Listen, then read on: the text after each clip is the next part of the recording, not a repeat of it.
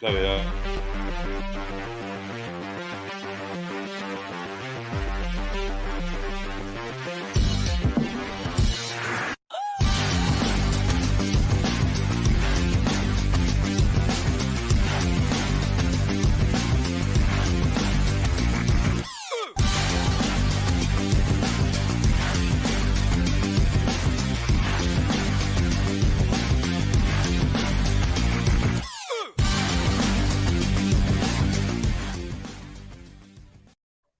Good evening, one and all. Welcome to the Toon review. Tonight, a celebration night, of course, with the Lionesses. We'll talk about the friendly games over the weekend, and we'll also talk about our Premier League predictions. Who is going to finish where in the Premier League? And I'm sure that some people might get quite a surprise with who we've picked to go where, but we'll wait and see.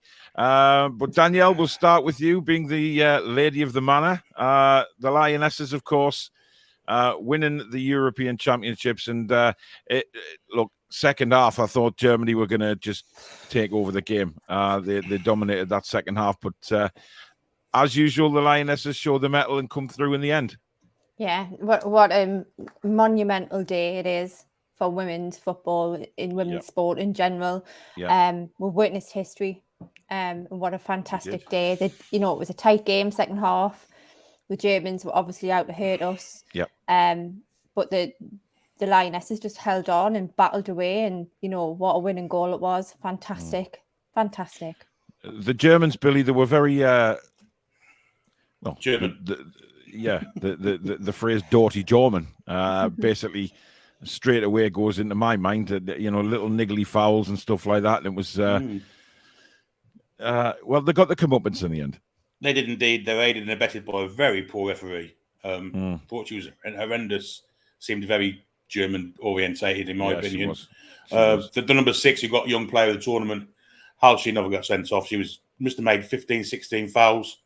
She got away with murder. But there's always been a physical side of Germany, whether it's men's team or ladies' team. But in the end, character, endeavour and desire came through, and I thought we deserved to win in the end. Heart, belief, passion, the whole thing. Stuff that comes from here. And I hope Mr. Southgate is paying attention to that, because maybe the men's team could do with a little oomph, like the ladies' team play, a bit of heart and desire, and actually play a bit of attacking football from time to time. We just, Alex, you watched the game as well. Very, very proud moment, isn't it? I mean, you still get the arseholes. There was comments coming in on social media about, oh, it's boring, it's rubbish. It wasn't. It was anything but. It was end to end at times. As people's legs went, it got physical. It was physical, but it was also end to end. Yeah. It wasn't a pushover game. There were spells where Germany were dominant, spells where we were dominant. There were bits of really good quality floating around as well. Like Odedorf was very physical. Granted, she did do a million fouls, and Mead is so good technically as well. It was a shame when she came off.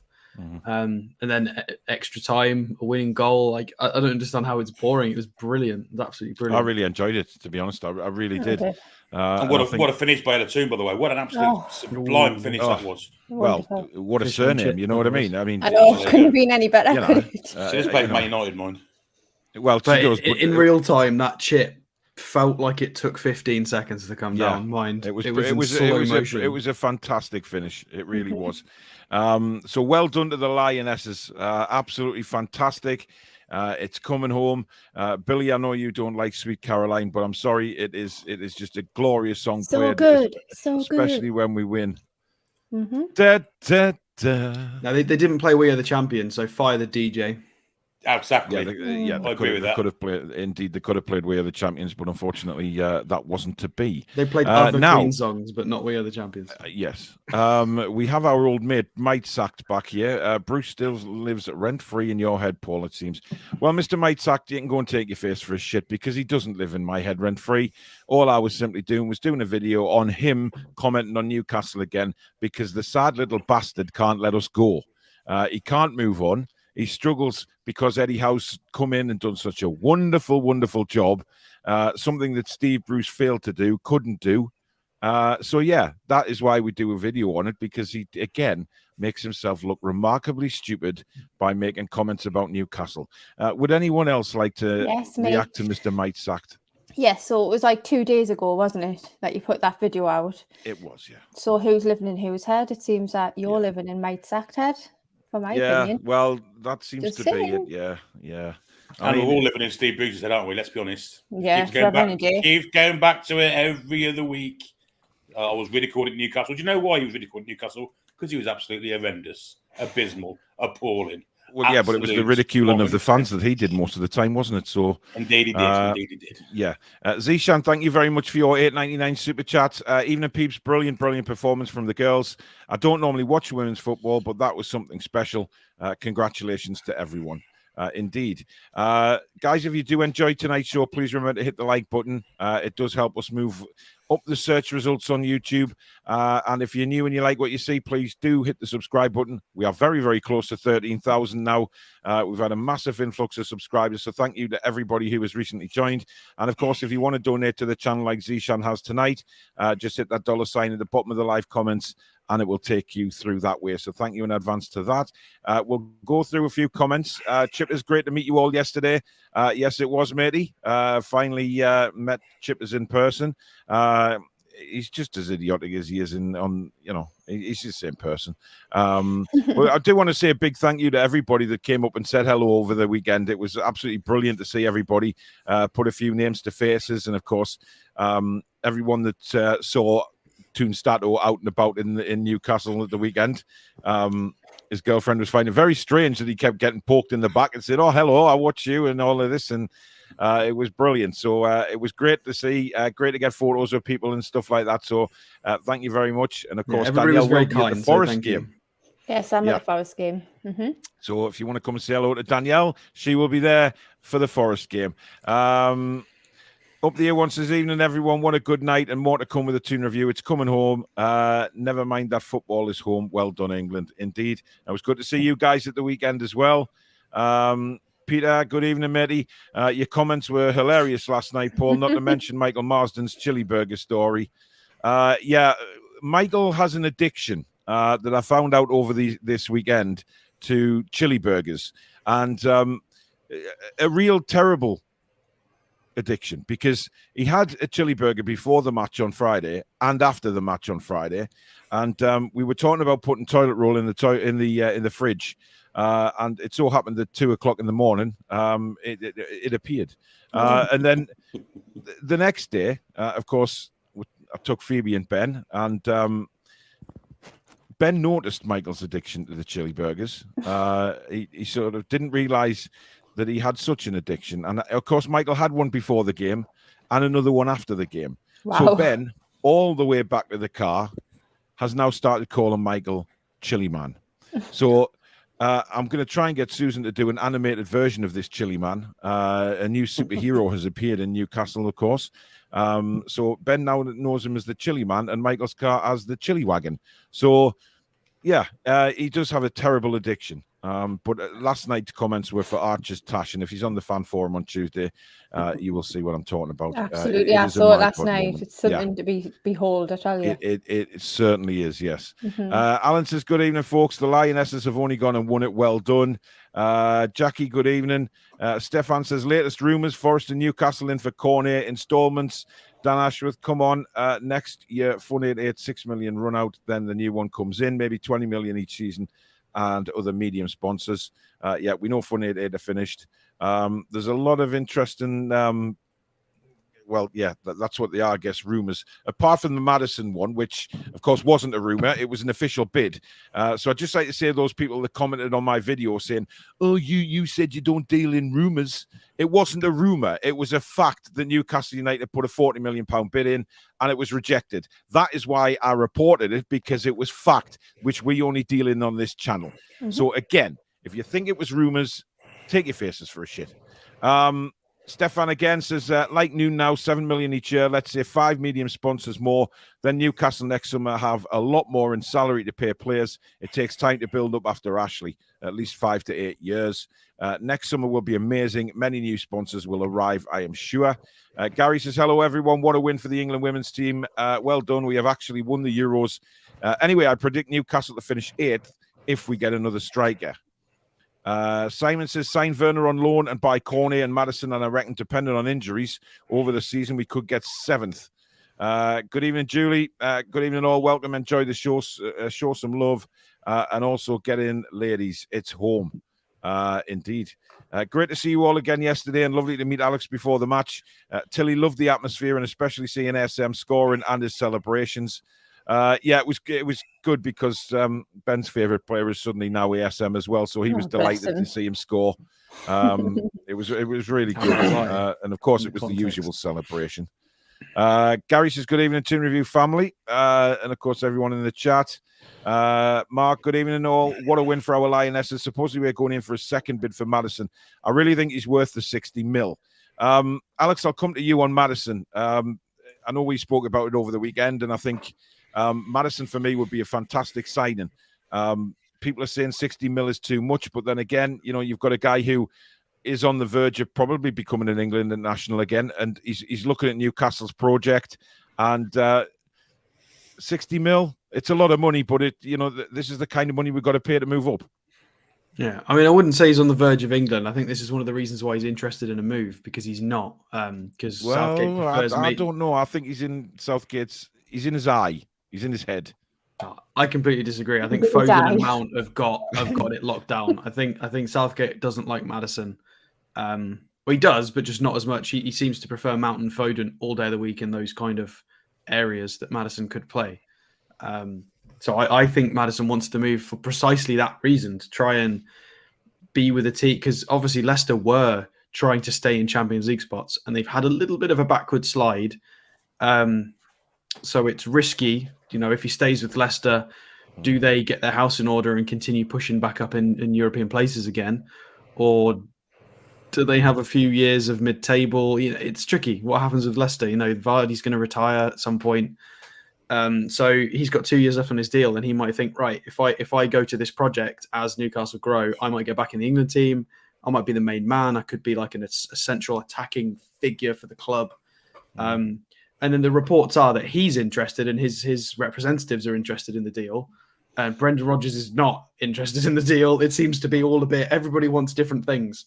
But it would be an amazing signing. Yeah, they've got to take the money into consideration. They really have. And 60 million, I think, too much. I think it's 50. It should be 50. The additional 10 is because he's English. Yeah, I agree with that. Yeah. J. Clough Jr. says, great to meet Paul yesterday, and yes, he is tall.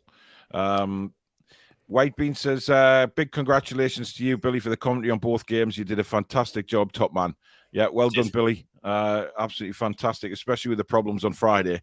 That was abysmal. Oh, it's like they were doing the Macarena, the players. It was horrendous. I think considering, I don't know how that happened. I really don't. Absolutely ridiculous. Good evening, trolls. Hope you're well, mate. David Smith, good evening. Tom says, evening. Oh God, this is slow. Even as someone who's all club and no country, today has been huge for women's football in this country. It will inspire so many. It has to be the catalyst to grow the domestic game. Oh, it will. I have no doubt about that. Absolutely. Yeah. Joel says, just read that down. He said we might not buy any more players, and if that's true, I'm going to be furious. We don't have what we need to get the top 10. No, Alex, I think we will be. Look, I think Keith Downey just said something today or yesterday about buying a player. So yeah, he did. When's he flip flopped on that?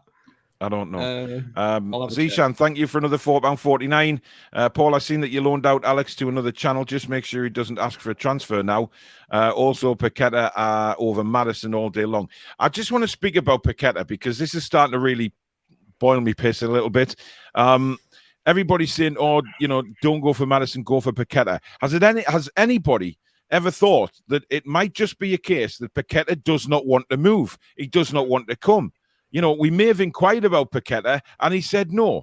That's not to say he won't come in the future, but people are just saying, "We'll get Paqueta. We'll get Paqueta over Maddison. I want Paqueta."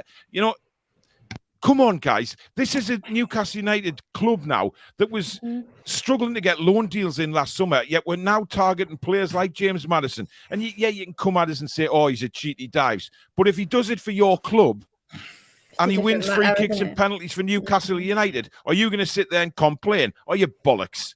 You'll be delighted. And the fact that he's a very, very talented footballer as well. So, if it's Paqueta, if it's Maddison, if it's whoever, let's just support them for God's sake. The thing is with Paqueta is Leon is currently going through a takeover. So it's hard to buy commodities off them at the minute, because when they do sell someone, they have to go to the stock market, don't they? But the thing is, Billy, the links to Paqueta have only come because he's best mates with Bruno. There's been nothing from the club at all, or Leon, to say that there's been any talks. So,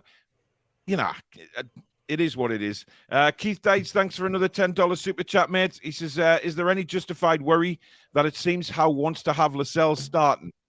No, because I think, well, myself and Alex were at the game on Friday, and we both agreed that Friday's back five, if you include Nick Pope and the four in front of him, that will be the starting defenders. And then there's this Saturday's front line will be the starting front line for me. Well, I think Botman will come in. I think Botman will come in. I think Botman will definitely come in. I mean, I hope Botman will come in, but I think he might just start Burn. I agree with Alex on this one. I think he's going to keep those two centre backs who did so well for him at the back end of last season, and he's going to introduce Botman slowly into the Premier League like he did with Bruno. Well, he could do.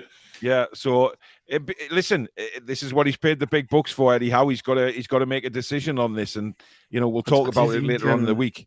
I do think Botman would be better against Forest, though. It is a baptism of fire, but with the way they play and his recovery runs, we saw how good he was at making those sort of runs. And with Lingard and Brennan Johnson, I do think Botman would be the better player, because if Target was getting skinned a couple of times for speed, so. I think Botman would be the better player to start, not because there's anything wrong with Burn. I think Botman's just got a few more tools to deal with what Forest are going to throw at us. And some of the passes as well. Burn's amazing, but he can't do some of the passes that Botman was displaying. It's like some of them were very good. He's Champions League, let's be honest. Yep. I mean, the fact that he's two-footed as well, he can pass with his left, he can pass with his right. He's very calm on the ball, and he puts that air of calm in the defense as well. So listen, I don't mind if he starts sharing Burn. I can understand why he will do that, because listen, they didn't do nothing wrong to deserve dropping from the 11. So if Burn or Botman is fairly safe regardless. It's whether it's the share Lascelles that's scary. Absolutely. I couldn't agree more. I think he'd be highly criticised if he plays Jamal Lascelles.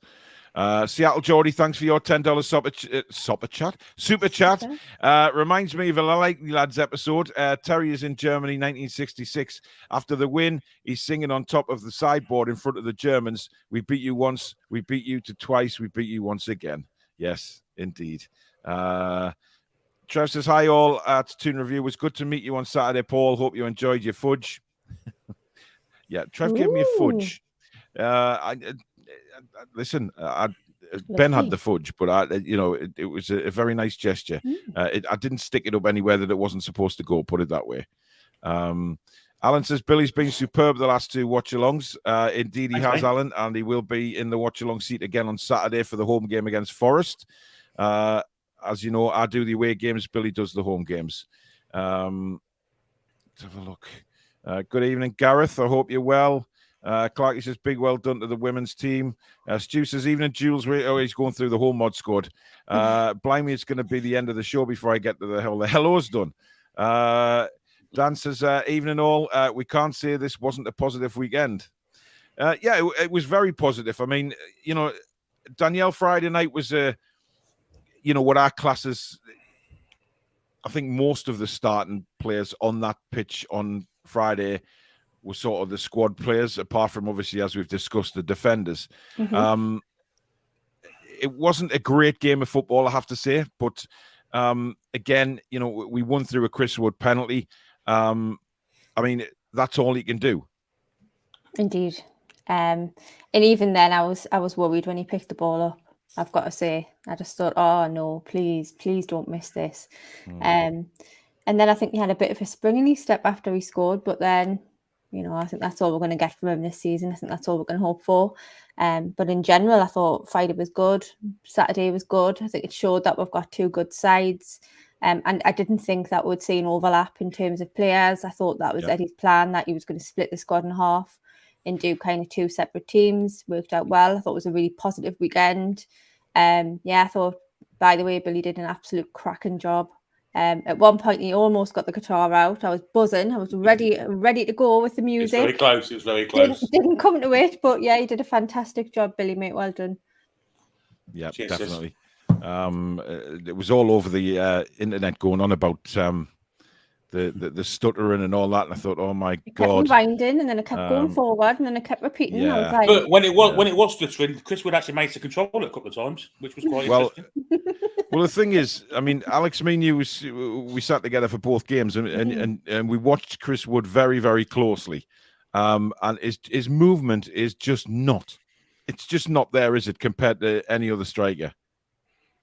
Yeah, no, 100%. This was an opportunity for me to watch him in person and see a bit more of him that you wouldn't get from a TV angle, because you can see more of the pitch.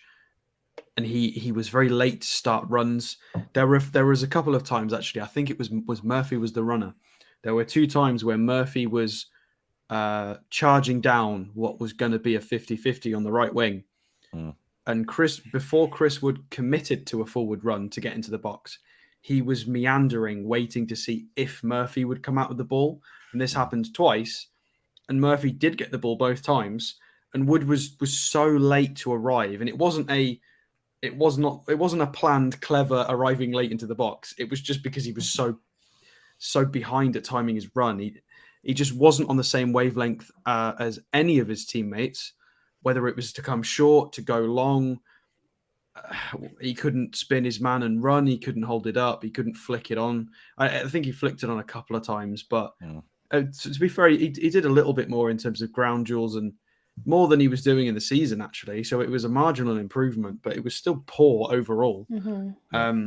And his movement is just so poor. They don't have any faith in him, do they? The players that play alongside him, because they're sick of doing all the hard work and then getting to him, and it just breaks down. If you noticed, I think I pointed it out that after a certain amount of time, they stopped trying to find him in the runs. They actually, because they went through this phase of I don't want to swear, but they were mucking about with it in both wings, trying to do these little triangles. And none of them would try and include Wood in it. They were like, nah, we're just going to run this on our own and try and get it in the box. They wouldn't, and that's ultimately why Anderson was getting a bit more involved, because they were just like, nah, it's not working. We're not giving it to Wood anymore. And they were just going on their own. They were doing it in their little group. Now, if that's not testament to, they don't seem to have faith in him. The teammates don't seem to have faith in him, which is. It was he was poor, and I think a lot of people, if we do have to rely on him, if God forbid anything happens to Callum, we are in trouble. It's as simple as that, because we cannot rely on somebody who is immobile like him, and just. Yes, great penalty taker, fair enough. Don't get me wrong. He's took 2 penalties away for us, which have been brilliant, but he offers nothing, guys. He was causing us a lot of counter attacks. We were getting countered because of him, because his centre back was their number 5, and their number 5 kept beating Chris Wood to everything.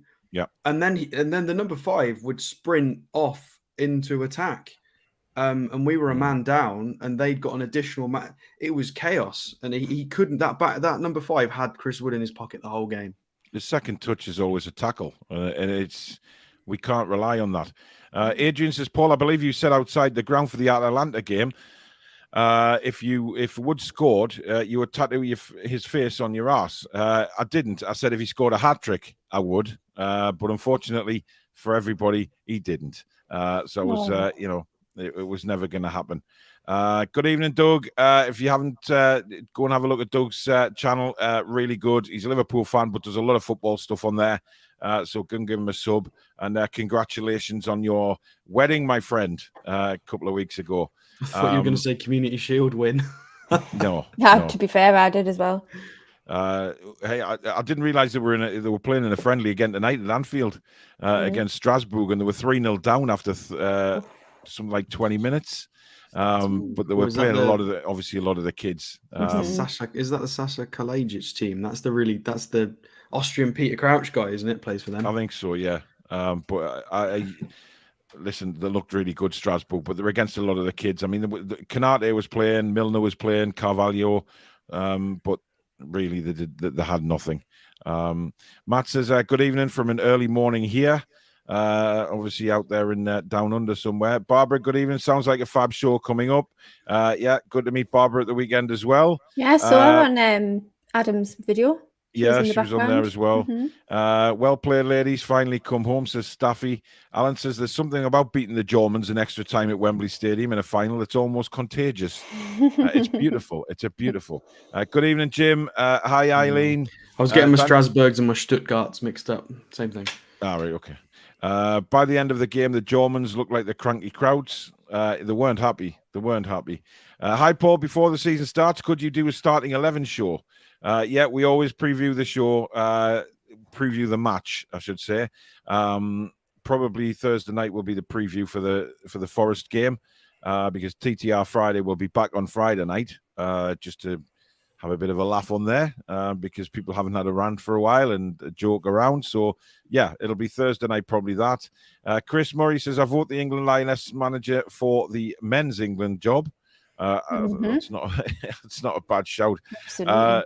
Good evening, Darren. Good evening, Dave. Samsonite says, are we going to talk Premier League? Yes, we'll get to it. Chill out. Jesus Christ. Michael's changed his name to the Chili Man. Interesting. Good evening, Michael. Southgate doesn't win the World Cup. Now he's under pressure because of today's results.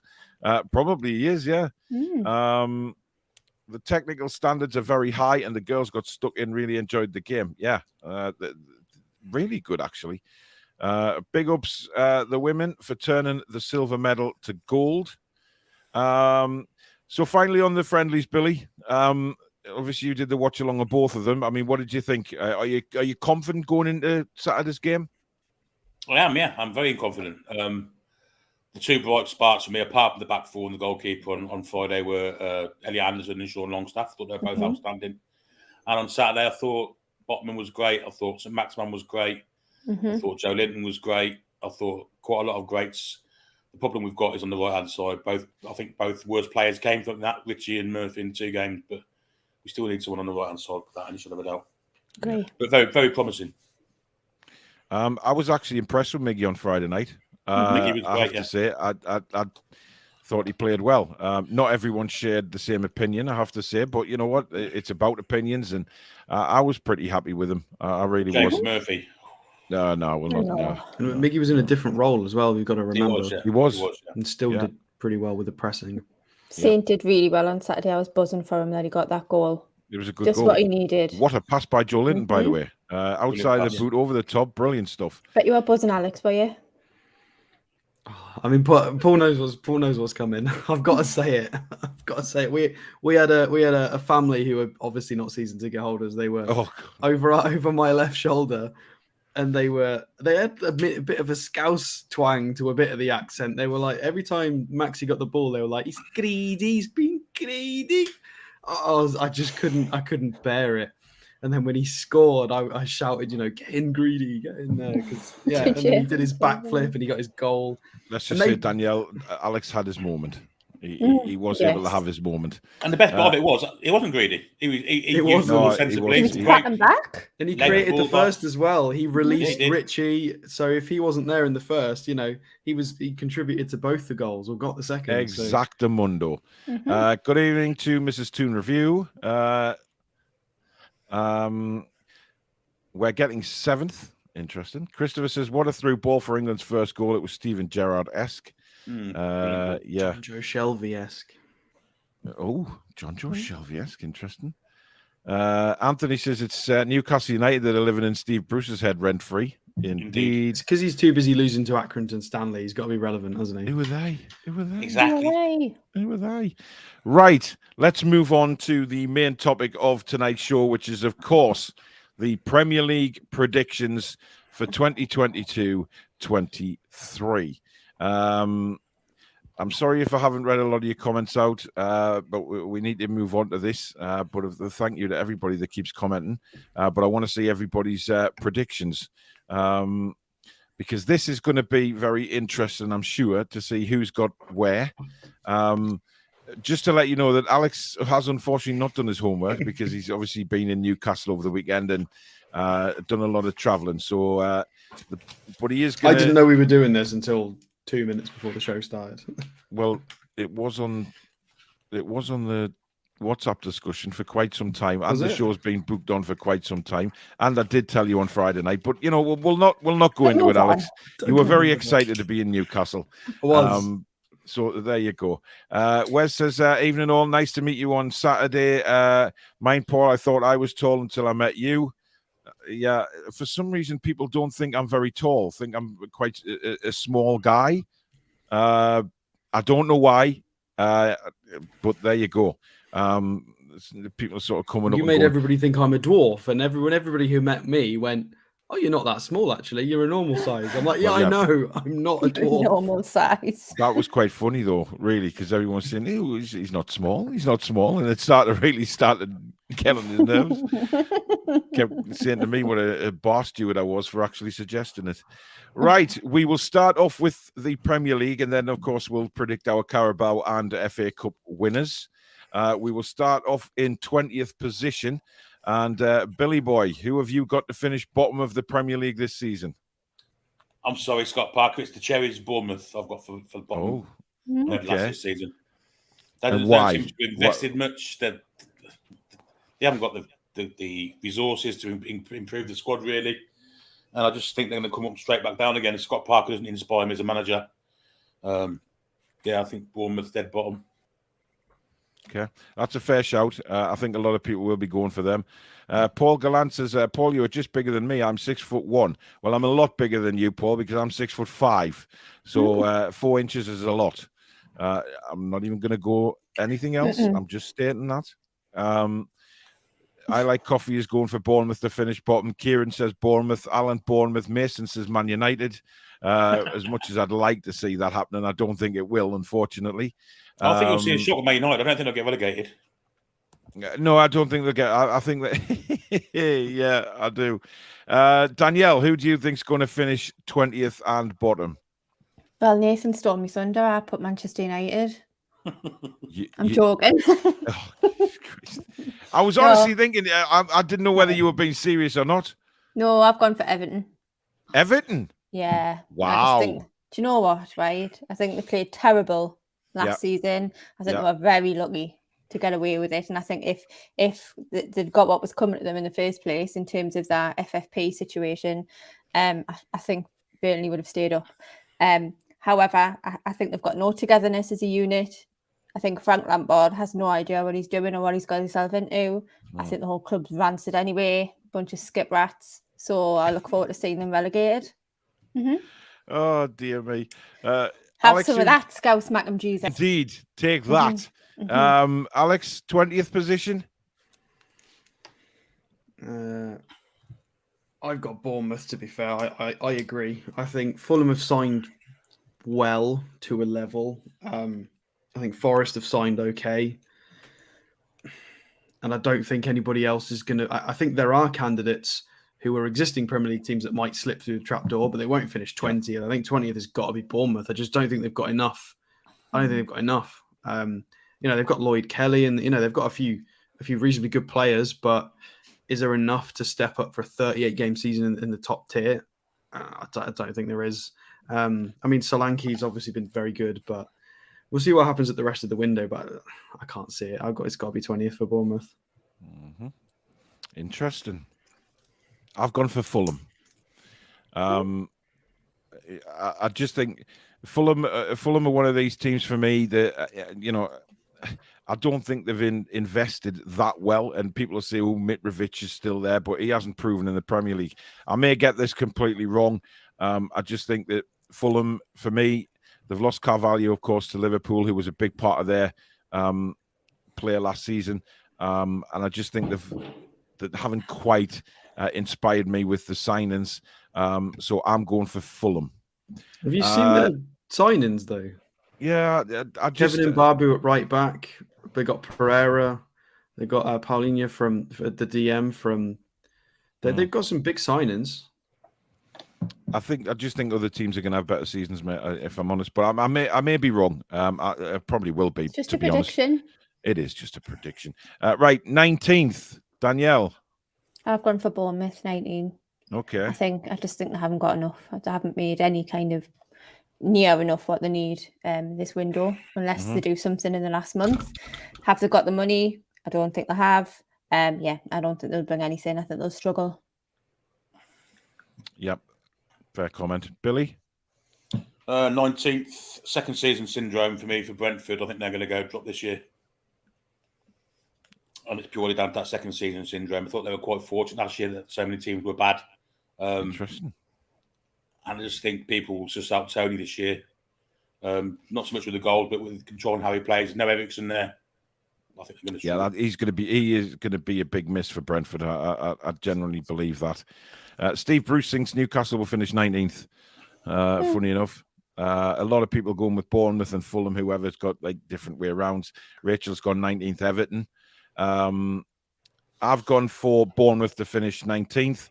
I haven't got them bottom because I think, that home ground that they've got, it's tight, it's compact, it causes teams some problems. So I think they'll pick up some results at home.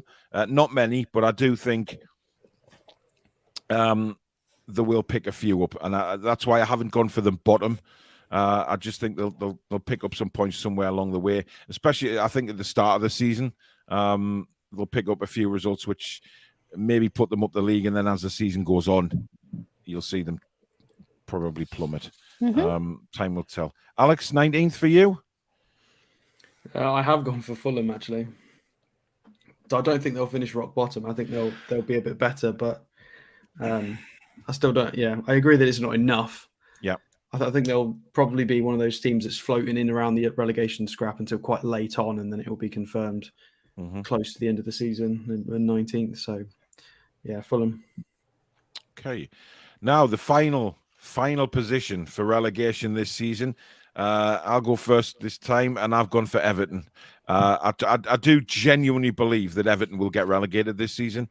They have looked horrific in pre-season. They haven't really inspired anyone with the signings. I don't think Tarkowski's going to make much of a difference to them at all. I think they will struggle, and I will love it if they get relegated. In the words of KK, love it. We'll have a Buffett. Love a Buffett. And listen, to be honest, I can really see it happening. They've struggled. A lot of the fans are protesting already. We've seen that outside Goodison Park. They've done, they've done rallies and marches and all sorts of stuff, all against the owners, of course. But they are panicking. They are genuinely panicking, which makes me laugh. Because we were in that position last season when we were generally panicking about where we're going, and they took the piss out of us. So there you go. Swings and roundabouts, fellas. Danielle, 18th place for you. I've gone for Leeds. Ooh. I think they're going to struggle. I think they've lost the players they've lost. Apologies to Big Mally if he's watching as well, because I've got a lot of respect for that guy. You'll be hurt by that, Danielle. I know he will be hurt. I hope it doesn't happen, but I just don't feel like they've done enough. I don't like Jesse March. I can't see them doing much at all this season. Yeah. He does. He is one of those managers that kind of, he talks like an American coach, if you like, the way he talks about, tactics and stuff like that. It's very different to how we play, kind of thing. And I guess, a lot of people, but look, they've lost Rafinha, they've lost Phillips. It's going to be a big test for them this season to see if they can get round that and how they respond to losing players of that ilk. So it will be difficult for them. Billy? I've got the same as you, Paul. Everton, 18th. Yeah. I agree with you. I think they're in deep trouble financially. Also, the signings they've made don't inspire. I don't think Frank Lampard's a very good coach, I'm perfectly honest. So, yeah, 18th Everton for me, and hopefully I'm right. He hasn't inspired anyone, has he, Frank Lampard? No. He did a kind of decent job at Derby, almost got them promoted, but since then he did terribly at Chelsea. He's done terribly at Everton so far. Avoiding relegation by the skin of the teeth, yet celebrating as if they'd won the Champions League. I know. That really really did piss me off a bit when I saw the jumping around like that. It was just pathetic. And of course, because he's Frank Lampard, everybody thought he was a genius and he's got Everton out of trouble and they just love Frank Lampard. It's a pathetic story, to be honest. Alex, who have you gone for 18th? Everton as well. Hey, they can't change the squad much. There's not a lot. I don't think Lampard's a good enough manager to. There's been talks he's been teaching Decore to do late runs into the box and all of this. I'm not buying it.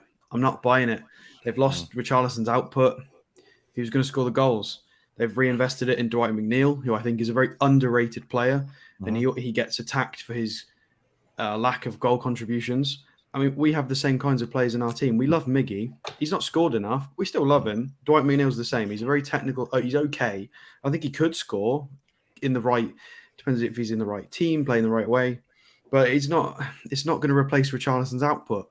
So they are worse, in my opinion, than when they ended the season. I don't understand where the goals are going to come from. Richarlison kept them up, and he's gone. So I don't see how they stay up, because they looked abysmal against every team. They were playing a back five. They had less possession. They really struggled against everybody. I think that's fair. I think we have an Everton fan. SP says, Everton will finish top half. We'll see. He predicts they're going to finish above Newcastle. Okay. I think they'll finish top half of the bottom three, to be fair to them. If Dominic Calvert-Lewin stays fit for 30 matches and everything clicks, fine, you might get 12th, 11th. But, we've got to go on the information we've got in front of us, which is probably not going to happen. I mean, it's possible, but... And who says Dominic Calvert-Lewin will be at Everton before the season starts? Well, exactly. Yeah, they've got that to worry about as well, haven't they? So, for me, that's an interesting one. Clarky says, let's get Gordon from Everton. Huge potential, and that would surely send them down. Yeah, he's not coming. They're not going to signed a contract extension, I think, with him, hasn't he? So, has he? Oh, I didn't know that. Yep. SP says, goals from Dominic Calvert-Lewin. You Newcastle fans know nothing. I mean, I just said that, so obviously we do. SP is spelled no, K-N-O-W, not N-O. So clearly you know nothing. Yeah. Well said, Billy. He's definitely a toffee, but, we just said he's right, but it's unlikely to happen. Yeah, exactly. McNeil is an old school winger who will put a cross in. Shame they've got much of a forward to put them in. Could have done with Richarlison on the end of a McNeil cross. Yeah. Everton has good players. Yeah, some of them are good players, but it's... Kieran says Everton fans will be rioting by the end of the season. You just watch. You won't be able to get a can of spray paint anyway. They'll love that spray paint. Yep. Dominic says SP needs to give his head a wobble. Everton finishing above Newcastle. Nah. Skip equals captain equals Lascelles equals container for rubbish. Peter says Everton aren't as bad as we hope. They still have some players that will get into the Toon team. Look, I'm not saying that. I'm saying that the manager's not good enough and the way he sets them up. Losing 4-0 to Minnesota is a wake-up call for Everton fans, I think. Talk about a piss from BT Sport. My wife, PSG fan, watched the game, waited for them to lift the cup, and they cut it off before they did. I read that. That's shockingly bad, to be honest.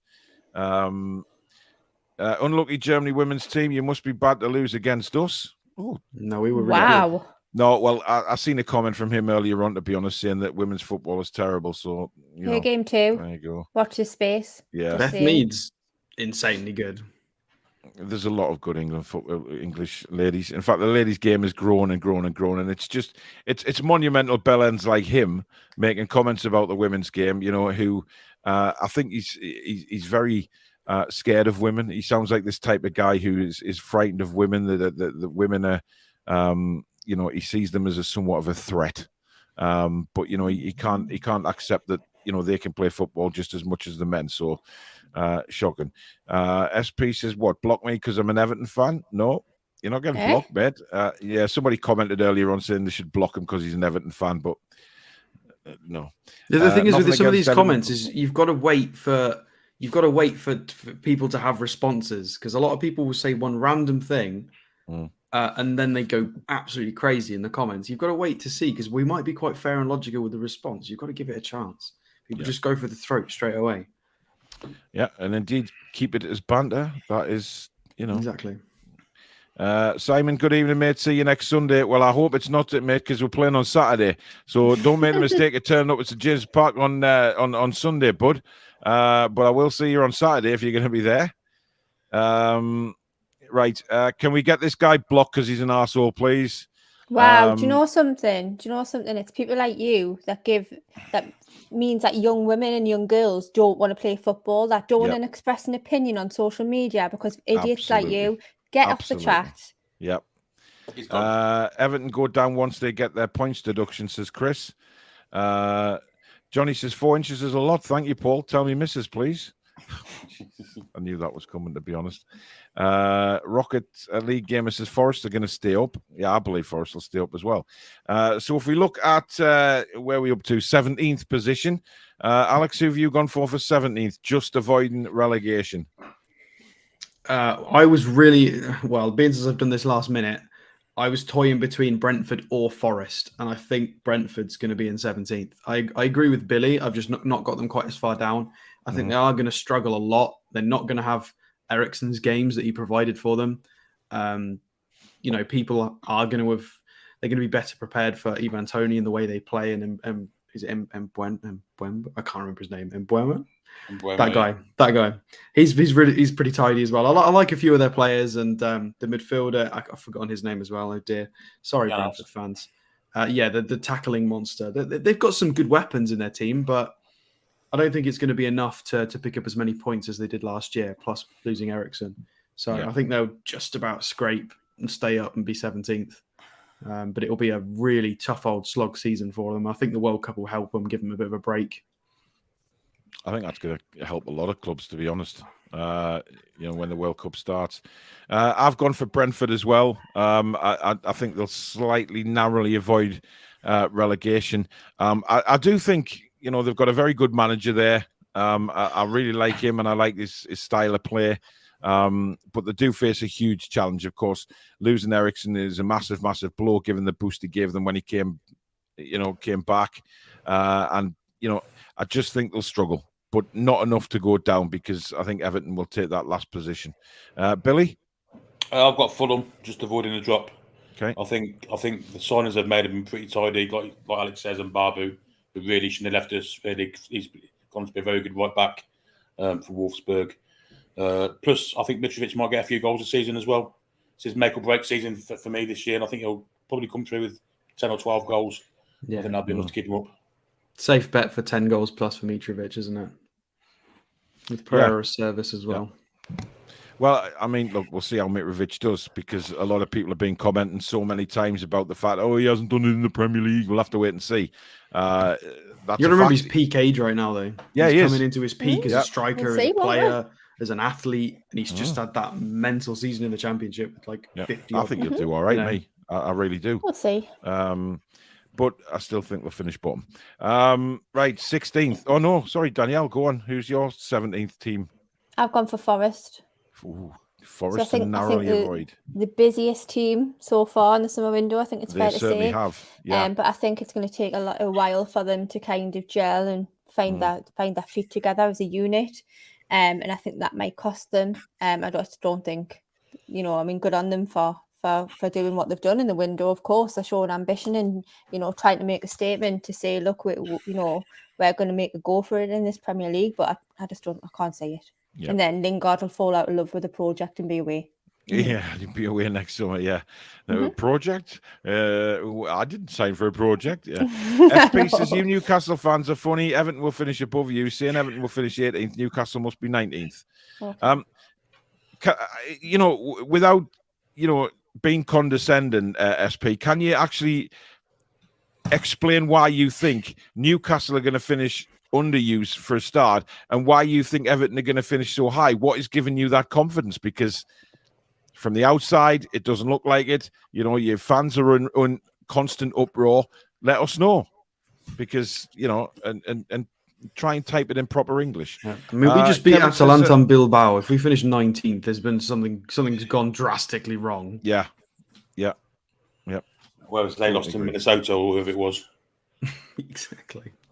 I Like Coffee says, when Paul said he hasn't done it in the Premier League with that deep voice, it sounded like the voice from the Toon Review merch video music.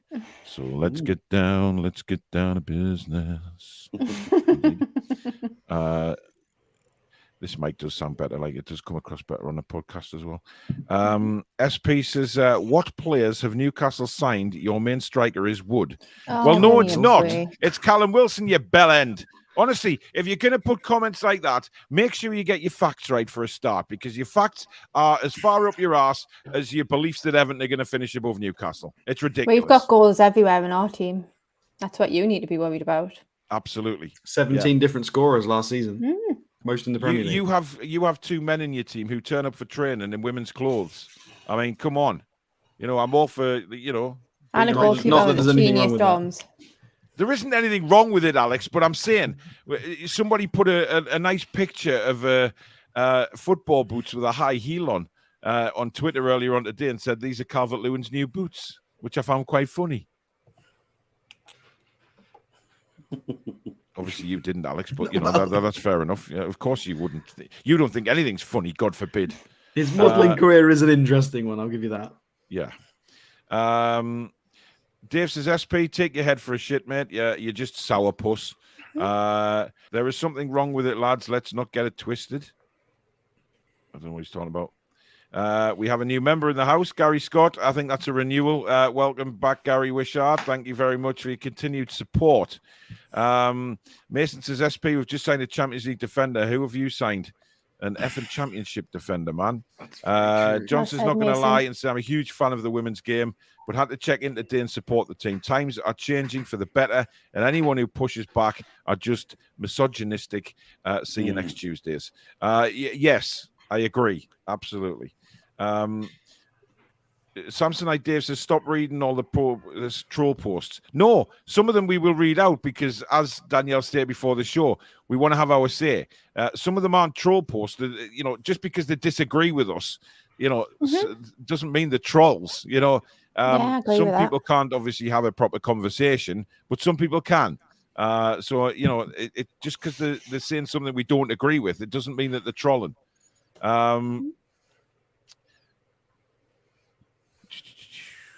Don't mean he's obviously SP clearly lives in. See, Barbara says that was Rudd Hullett with his sexy football. That's where the high heels came from. Indeed. Right, we'll go for position number 16 now. Alex, I got Forest. I think they're going to do what Brentford did last season. I think they're going to start well, and then they're just going to taper off because they're not going to have enough. Not too well though. Not immediately well, hopefully. I mean, they've got us. I think third game they've got Everton, so they've got, especially with counter-attacking football, a few nervy starts. I think they could get a reasonable amount of points in the first sort of 8 weeks, especially before the World Cup. I think they'll get the majority of their points. I think they'll get before Christmas, before the World Cup, and then they'll really struggle in the second half of the season. But I think they will have accumulated enough points early on to kind of see them in a reasonable place. And I think they'll probably be really bad second half, especially they're a couple of injuries away from being pretty useless. I mean, if Lingard and Brennan Johnson are both out, I mean, does anybody in the chat know who their reserve strikers are beyond that? Because I don't. I need to do my research on Forest. So yeah. I'm quite excited to have Forest back, to be honest. I think it's nice to have one of the original teams back. They've gone through, over 25 years of absolute bollocks, to be honest. And finally, they've got their opportunity back. Gary, thank you for Gary Wishart. Thank you for a £5 super chat as well. Promised to join to Susan after leaving the Army Reserve. Well, there you go. Nice to have you joined up, mate. Billy, fantastic 2-game follow-alongs, and Mrs. Toon Review, Susan, I cleared my history and up the game. Obviously. Yeah, Susan was tech head, I was going to say, weren't you? If she's here. Do you know what? When I met her, she knew nothing about tech. Absolutely. She's just a tech head now, isn't she? I love it. And she's just learned everything by herself and on YouTube and stuff like that. So, she's fabulous. Yep, absolutely. Dominic says, agree with Keith. A big thanks to Billy for the last 2 challenging watch-alongs. It might be nice, Billy, to actually get a watch-along done where you don't have any challenges. You know what? I feel like I'm jinxed, honestly. But you come through like a trooper, though. You what, Danielle? He comes through like a trooper every single time. He does every single time. Yeah, 100%. Absolutely. Right, Danielle, who have you got for 16th? Fulham. Yeah, I think they'll do enough to stay up, but I think it'll not be a great start back in the Premier League for them. I think Meatmo will do okay. Will he repeat his championship performance? Probably not. I think they're going to need to kind of bring somebody else in. Maybe they'll do so in January, perhaps, when he doesn't reach that level. But I just don't think they're going to be able to achieve anything higher than that, unfortunately, for them. Indeed. Billy? I'm going for a team that I think is really stale, and I think they were quite fortunate, actually, the quality of team this year. I'm going for Southampton. I think they're really stale. I think there seems to be a lot of investment there. They're gambling a lot on the lad from Mara. Don't seem to improve much, if at all. But they've got a nice centre half. I like Sally's centre half, but I just think they're going to struggle this year. They've added a lot of youth. They've added the guy who everybody calls Ketchup, Bella Kotchap, I think his name is. And they signed 2 City Academy players as well, and Seko Mara. So they are really gambling on the 4 or 5 young signings coming in and hitting the ground. And if they don't, they're in a bit of trouble, because they were really stale. Stale is that perfect word for Southampton last season. They got really stale. Joanna says, you are really bad at spelling. See you next Tuesday is SYNT. Oh, dear. I hope she's been joking. She can't be serious. Ian says, I was worried Billy was going to have a stroke watching the Atalanta game stream on Friday. No, I think we're all going to have a fit, to be fair. How do you know I didn't? Well, yeah. MGL says, are you going to do a review of these predictions at the end of the season? Absolutely. Yeah, why not? Make a fool of ourselves. Paul says, hi, Paul. Always do the same thing. Watch on my phone, but play when flock of geese just flew over the... Thanks, Paul. I'll sleep so much better knowing that. Simon says, with the amount of signings and money spent by Forest, if they did go down, they could be in trouble spending so much and struggle to get back up again. Simon. Well, absolutely. It's obviously a risk they're willing to take. Yeah, we mentioned this in FFP, didn't we? That if this doesn't work, they could languish in mid-table championship again for 10 years. 16th, I've gone for Southampton again. I agree with Billy. I think they haven't inspired me with any signings this summer. And it will be funny to see Ralph Hassan Hoodle Pot Noodle struggle and be in with a chance of relegation. Southampton, of course, missing Brozius as a popular pick. Yes, they are. I mean, he didn't really do much for them at the back end of last season, but Southampton just don't inspire me. Clarky says, yeah, well done, Billy, for Friday night. Wasn't easy, as I was watching both the live stream and the Toon review, and I rewatched Saturday after I got home from the match and realised that wasn't straightforward either. Well, yeah, VPNs and stuff like that. Oh, it was just VPN world. Yeah. Barbara says, I watched the Saturday game in the airport and listened to Billy's commentary, and that made the game even better. Well done, Billy. You're improving every game. Thank you, Barbara. He's becoming a legend. James says, Billy, I think Paul is sabotaging your show, bud, but he's worried you outdo him. Not so. Listen, we have our own styles, it's fair to say. Billy has his commentating style, and I very much have mine. Paul couldn't get an ounce of signal in that stadium, so I can verify it's definitely not the case. Yeah, it was awful. Gary says, this channel has now replaced my Netflix, so thank you, Toon Review team. Well, you're very welcome. You're welcome. Right, we'll move to 15th. Danielle? Brentford. Okay. I think for similar reasons that, everyone else has said. Losing Eriksen's a massive loss for them. I don't see how they could get any higher than 15th for me. I know some of you have gone for lower because I don't know where the goals will be coming from. Oh, the dog. Sorry, I got an invasion. Do you know what? She's trying to become the new Dipsy, trying to get on camera all the time. I've got Simba today. Oh, dear me. Come on. What do you want? We're just supported by animals on this channel. I'm going to build her a little... I'm going to build her a bed that she can like a two thing bed where she can. Got plenty of boxes there to make a bed, Alex. To be fair. Well, exactly, and I'm going to do it so she can walk up and potentially be in camera view. So it could be quite interesting. I bet she just won't use it though. It will be gutting. By the way, just to, you mentioned the signal in St James's Park earlier on there, Alex. Mm-hmm. Did anyone see that Sunderland have got Wi-Fi in the stadium? Yes, I've seen that today. Wi-Fi now available. Wi-Fi now available. Now, if Sunderland can do it, why can't we?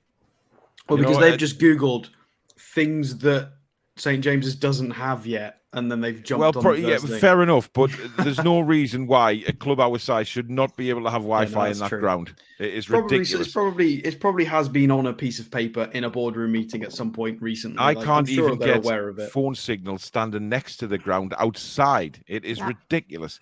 That may be Apple problem because Android phones seem to get reception to get anything. Yeah, but you know what it is. There you go. Right, Alex. 15th, my man. This was a tricky one, but I've settled on Southampton for 15th for very similar reasons as what we've just talked about with Billy about Southampton. They've signed interestingly, but it's I think occasionally they're going to look really good. There'll be games where everything clicks and the youngsters look great and they'll win 4-0 and it'll look brilliant. Yeah. And then there'll just be tons of games where it's just not enough. I think they'll just sort of languish down in 15th. And just not, it'll click in parts of the season. I think it's probably a team for maybe 1 or 2 years down the line when they've kind of played a lot more and they've grown up a bit. But yeah, Southampton for me. Yeah, Billy. I've got Ted Lasso. I've got Leeds in 15th for me. I think they'll be comfortably stay up, but I don't think they're going to be great as such. But probably better than last year. I don't think they'll be fine relegation, but they'll be in that neck of the woods, just above the relegation battle. Yeah. I think they're in for a tough season, Leeds. I do, because of who they've lost. Rafinha is going to be massive to try and replace, as is Calvin Phillips. I know Phillips was injured most of the back end of last season, but those players, very, very difficult to try and replace. I've gone for Crystal Palace. Again, I think they'll be comfortably staying up again. I think they're well settled in the Premier League, and I don't think they'll be. They'll be linked to relegation for most of the season, I think. But again, I think they'll do all right. They'll do all right. They've got a good manager there in Vieira, and I think you'll make sure that they stay up. I don't think that with the 3 teams you've already picked or the teams below them, I think they'll be safe anyway. So let's move to 14th. I'll go first with that one, and I've gone for Leeds. Simply because of what I've already just said. The players have lost. Now, listen, the window's still open, so Leeds United could go out and make a couple of signings to replace these players. It depends who Jesse Marsh can actually, persuade. That is his biggest problem he's going to have moving into this season. But, Leeds, they've got a fantastic fan base, as we know. We've got a lot of Leeds fans follow this channel. I've got a lot of respect for Leeds.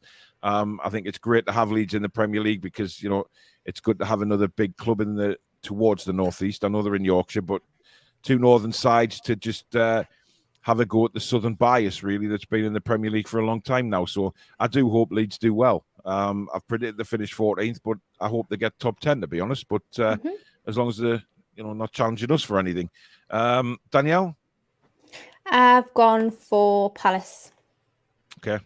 Yeah, I think, again, I'm just echoing really what you've said, that I think they're established in the Premier League. I think they're comfortable in the Premier League. I don't think they're under any threat of relegation. I just don't think they're at that next level to kind of go into maybe top 10. I just don't think they've got it. So, yeah. Okay. Alex, 14th for you? My 14th is Leeds. Okay. But I think they'll be all right. I think they've reinvested really, really well. Brendan Aronson from Leipzig was 32 million. They got Sinistera, who we were linked with, Tyler Adams as well, who was incredible. The I'm looking forward to seeing how Sinistera's going to do, to be honest. I'm really interested to see how he does. And they got Christensen as well from Germany and Roca from Bayern Munich. Like they've spent all the money. They've spent all of it that they got from selling the 2 players. They've reinvested. I think they look quite good. It just depends on the manager and how well they gel. But they've on paper it's there. So if they do languish in relegation, then it's been a big failure because they have reinvested properly. So they should be I think they're not going to be quite quick enough to be in the top 10. So it will sort of be meandering around that 14th. I think it's got to be. Yeah, but speaking to someone who's got a lot of respect for Leeds, I hope they do well. Billy, where are we now? 14th. Nottingham Forest for me. Nottingham Forest. They spent a lot of money. I think it might take them a little while to get into kind of gel, but I think they'll be okay. I think with the money they've spent, I think they'll have the quality to stay up quite convincingly, and give one or two teams a scare as well. Yeah. Cool. It's interesting. You think the opposite to me about Forest. I think they're going to start really well and surprise everyone and fall off, but you think they're going to grow into the amount of players they've signed. I think they're not going to gel all together at once, are they? So I think maybe 4 or 5 weeks they start gelling, and maybe they can probably see the best of them before the World Cup starts. It'd be interesting. I'm interested to see how they blend in all those new players. I mean, listen, they've done it. They've got them in plenty of time, so they get some pre-season behind them, so that might benefit them. Time will tell. Thomas Pears, thank you for being a member. Welcome to the Members Club and the Toon Review family. Right, we'll move to 13th now, and I've gone for Nottingham Forest. I think just what I've basically said about them there. I think Nottingham Forest will do well with their new players. I think that they've been away for so long. I think that gives them the extra drive. The fans will be bouncing every home game. There's no doubt about it. And away game, to be fair. They'll love being back in the Premier League, and I think that'll give them the sort of 12th man, as they say. But not against us on Saturday, though. Well, no. I think I'm not going to say my prediction yet. But yeah, I've gone for Forest. Billy? I've gone for a team that looks filled with disharmony, disunity, and seems to be selling quite a few players. I've gone for Leicester. I just think this year's a year too far for them. Yeah. And it looks like even more going to be leaving. Schmeichel's going to France, isn't he, to Nice? So I think they'll really struggle this year. So 13th for them. But in days gone past, they'd have been happy with 13th, let's be honest. And of course, they could lose James Maddison. Indeed. Fingers crossed. And Tielemans, of course. Tielemans, yeah. Jeanette, thank you very much for your £5 super chat. Lovely to meet Paul and Alex after the match. Made my day. Hope to meet Danielle and Billy soon. Thank you very much, Jeanette. Will be catastrophic for Everton to finish in the relegation zone too. Financial struggles and all. They might never come back. But they'll have the best stadium in the Championship. So all the silver lining. Well, yeah, they will, indeed. Alex, who have you gone for 13th? I've got Brighton. Oh, I'm surprised nobody's put Brighton down yet. I don't think they've. I was expecting them to have. I can't speak today. I'm really sorry. I was expecting them to have reinvested more by this point, and I don't think they have. I don't think they've fixed losing Basuma. I think he was so important and integral for the way they played. Yeah. I mean, they might, it depends what happens with Cucurella as well to City, whether that's going to happen. Obviously, he's put a transfer request in. But they signed that Julio Enciso, however we're saying that, from South America, who looks like a very, very good sort of wonder kid find. Probably that Dan Ashworth probably arranged that before he came to us, I would imagine. Yeah. But beyond that, they brought in Simon Adingra as a left winger for 8 million that I've not heard of. I don't know. I don't think they've replaced. I don't think he's going to come in and replace what Basuma did for them. And they struggled at times last season as well. And they when they're on, they were brilliant. They beat Man United 4-0. They get 60% of possession. They look incredible, but they've still got Danny Welbeck and Maupay up front for the whole season. They've got Undav. I still don't see how they can break into the top 10 with what they've got firepower wise. They're a good team, and they can play some really been linked with a move away as well. Yeah. So he has, yeah. They've got Undav, haven't they? Dennis Undav, German, who played in Belgium. I think he's on, wasn't he? A German who played in Belgium. Not on my list, but Undav is his name. Maybe I've missed him. But yeah, I just feel like maybe if he hits the ground running, but I just feel like they're half a really good team. Brighton are. I feel like the way they play in the possession, they look amazing. They look like a top 6 side. If you sort of squint, the passing around, it looks beautiful. But they just don't win enough and they don't score enough to kick on into that top 10 bracket. So I feel like they need a bit more to do that. So yeah, 13th for Brighton for me. Okay, right. We move on to 12th. Danielle. I've gone for Southampton. All the way in 12th? I think they'll do okay. I don't think they'll be... Why? What makes you think... I don't know. Basically, the rest of them are worse. That's what I think. Like, right. You know, I think they're all right team, Southampton. I think, you know, they played well against us last season, first game. I mean, everyone did, to be fair, until Christmas. But well, yeah, I was going to say. But yeah, I think they'll be okay next season. I don't think there's any reason for them to be lower than 12th, in my opinion. But hey, I could be wrong. I can't imagine Southampton being in the Championship. No, I think the I mean, look, might be wrong. I would just wish they'd get rid of the dog mascots. That's all, because I don't get know that them at all. bloody mascots. I know. Yes. I mean, what was that about? Incredible. Billy, who have you gone for 12th? Crystal Palace for me. Okay. They've got some good players. They've got some good defenders. They've got some, but they seem very inconsistent. They have spells where they look great, and then spells where they don't. So, kind of mid-table-ish for me, Palace. Okay. Alex, 12 for you? I've got Palace, but I feel like I'm going to praise them a lot more than Billy has just done. I think they're going to kick on from where they were last season. I just don't think it's quite enough to be any higher than that. I think Elise will get more minutes and play better. Jean-Philippe Mateta will play more. Zaha's looking okay. His output's pretty tidy. They just signed. It was Zaha going. Yeah, apparently. I mean, if Zaha goes, then that changes the prediction a lot for them. It does. My prediction is based on Zaha staying. Yeah. And then they've just signed the Czech Takore guy, who's very, very talented in midfield. So I think they'll kick on and do. I mean, they look very good against us. Like, the reason we beat Palace is because Eddie Howe won the tactical battle in the first hour, and we got in front. And then when Vieira addressed the tactical deficiencies, they looked better than us for the final half an hour. But fortunately, we hung on and we got the win. So they are a strong team. They're just learning, and there's a lot of youngsters in there as well. So I think they'll be quite exciting on occasion. Palace will be, but 12th, just beating their rivals Brighton. Well, I've gone for Wolves in 12th. Wolves haven't inspired me over the summer at all. I think they're gonna.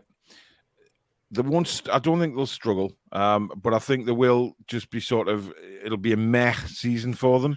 I don't see where they're going at the minute. I don't see what direction they're going in. I think I keep calling him Bruno Mars for some reason, the manager. I know it's Bruno Lage or whatever you like to say. Let's just call him Bruno Mars. Bruno Mars, yeah. I think they've had iffy results in pre-season. They've certainly had a lot of send-ins off. I do know that. They've had a bit of a dodgy pre-season. But Wolves, for me, it's a shame. I actually like Wolves. I had a good time down there, even though we lost. No, I didn't have a good time down there. I did in the ground. That's all I'll say. You Ian, the build-up, didn't you? Yes. Ian, thank you very much. Ian McCubbin, welcome to the Members Club, my friend. Thank you so much. Right, we'll move into 11th, and we'll start with Alex. My 11th is Wolves. Okay. For much of the similar reasons that you've just said, I think they've stood still a little bit. They're treading water. They were solid. I don't think their keeper's going to be as efficient as he was last season. I think Neto's obviously going to play more minutes, and he looked very, very impressive. Yeah. But they just feel like a team that's very much treading water. I don't see how we didn't see like an improvement at the end of the season too much. They haven't signed tons. I can't see them being any higher than 11th. Yeah. I mean, that's the thing with me. It's a club that's going to tread water next season. I don't see them. I don't know what direction they're going in. But hey-ho. Danielle, 12 for you? Just done 12. Sorry, 11th. Villa. Ooh, I've gone Villa for outside the top 10. Yeah. I mean, they copy everything that we do, don't they? Let's be honest. So they try and go after everyone that we're interested in, etc., etc. But I just don't think they've got enough. I still don't think they're good enough. to get into the top 10 for me, and I don't like them anyway, so they'd always be in the bottom half for me. Well, I don't go on stats and stuff like that. I go absolutely on not. what's in here. You just go on what's in your heart. That's perfectly fine. Billy, Mm-hmm. how about you? 11th for you? I've got Brighton 11th. Okay. They have lost Basuma, but they've replaced it with Caicedo, is it? And they've got made some good signings, and they've got a hell of a manager. So I think 11th will be their ceiling this year. Okay. 11th for me, I've got Leicester City. Again, I don't see what direction they're taking. I think it's another one similar to Wolves, where they're just treading water this season. I think Brendan Rodgers will be under horrendous pressure very, very early on if the results don't go his way. And I just think it can just go to pot. I really do. So I don't see them even making the top 10 this season. Right, we move into the top 10. In 10th, I have Brighton. Again, I think they play very good football, very, very good manager under Graham Potter. I think, the signs are made, but like Alex alluded to before, I think up front, they're still going to be a bit weak. And I think Brighton have never really been renowned for scoring goals, apart from when they played against Steve Bruce's Newcastle. But I think, it's a bit same old. Some good players there, but maybe not enough goals to push them any higher than 10th. But I don't think they'll struggle at the bottom either. But good luck to them. Danielle, 10th for you? Leicester. Okay. I'm going for Leicester. So I think what I think is going to happen is they will offload some players very soon. Hopefully one coming in our direction imminently, hopefully. And then I think that they might pull off a big signing this window. So they've got a month left. Anything can happen. But I think probably 10th will be pushing it for Leicester. But yeah. Guys, and they've got Brendan Rodgers, and he's a good manager. SP was talking. I read his comment. He was talking about the Everton owners, not Newcastle. Just to clarify that, let's not all just jump on him here. Morski83, thanks for your £6.10 super chat. I haven't seen one of them for a while. Wonder why that is. Sorry I'm late. Would just like to thank Paul for signing my son's shirt on Saturday, having a photo with me. Sorry we missed Alex. Keep up the great work. It was great. His little boy came up and said, "Can you sign this for us?" Sorry, I don't know where I was. Well, you were probably in the bar, or in an Uber, or on a bus somewhere, Alex. And then you were pottering all over the place. But yeah, thank you very much. Bless him, and I hope he had a great time watching the lads. Foxy says 10th Brighton, signed great once again. Undav, Eric, and Ciso Caicedo. Am I saying them right, Alex? Yes. I don't know why I've missed the Undav signing, though. I've completely missed the ball on this one. I need to go and have a look at that. Well, Caicedo already replaces Basuma.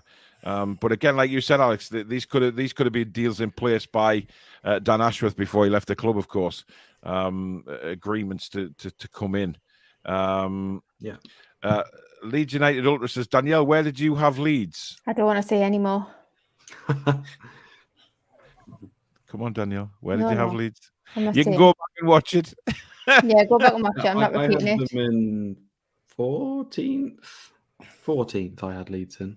Yeah, I had 14th for Leeds as well. But I was very, very kind about them. Thrown under the bus, man. God, we're meant to be a team here. I'd just like to say I was very, very kind about them. I said you're fantastic supporters, and just to put that out there. But Danielle, you're refusing to comment.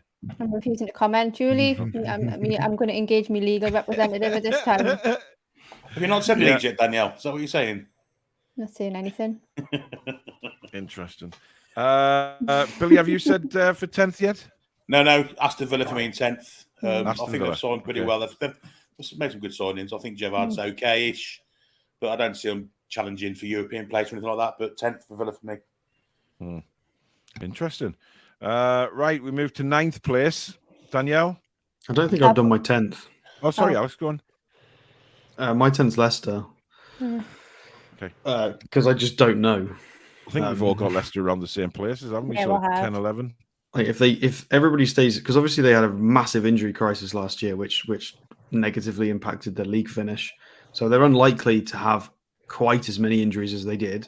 They should have a stable defensive line and a striker somewhat for the majority of the season, I'd imagine, which should help. But if they get a few injuries and they lose, it looks like they could possibly lose 2 really good players. Whether it's like Barnes and Maddison or Maddison and Tielemans, it looks like they're or Fofana. It looks like they're potentially going to lose 2, and it's skeptical. Yeah. We're pretty skeptical of how much they're going to get to reinvest. So they're really difficult to like. They could smash it and get like 7th, or they could implode and get like 14th. It's really difficult to pin what Leicester could do. So I'm just going to stick them in 10th because I've got no idea. Okay. 9th. Did I say what were we on 10th? We're on 10th. Yeah, Leicester. We're moving on to 9 now. Danielle, 9th for you. I'm going Wolves. Okay. So I know we've got by the looks of things, we've got similar teams around similar positions. Yeah. I think they just missed out on Europe this season, and the fan base was very frustrated. I remember when we played Wolves, and then I was doing a little bit of spying on their kind of YouTube channels and stuff. Right. And they were livid about the fact that, that they were going to miss out on Europe, etc.